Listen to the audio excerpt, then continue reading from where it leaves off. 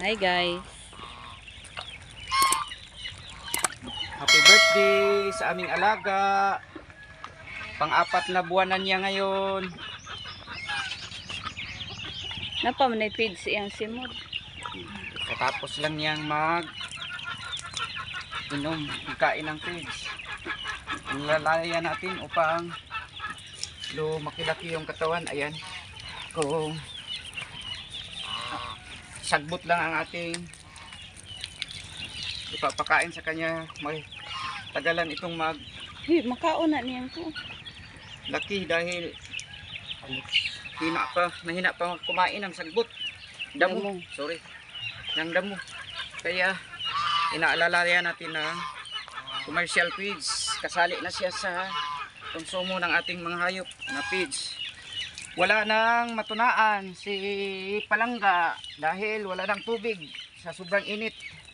Kaya paliguan natin siya sa gripo kasama na ito sa ating konsumo na tubig. Diyan natin sana ipapaliguan ayan.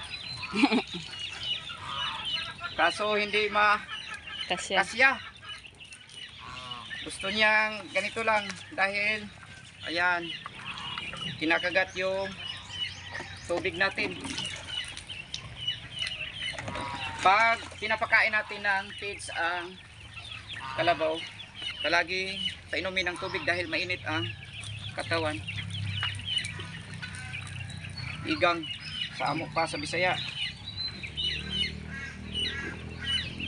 So kaya buntag, tanghali at hapon papaliguin natin. Ba ito guys, tingnan nyo. Ayan. May pipi. So pang-apat na buwan na niya sa atin. Pero 3 buwan na to sa 5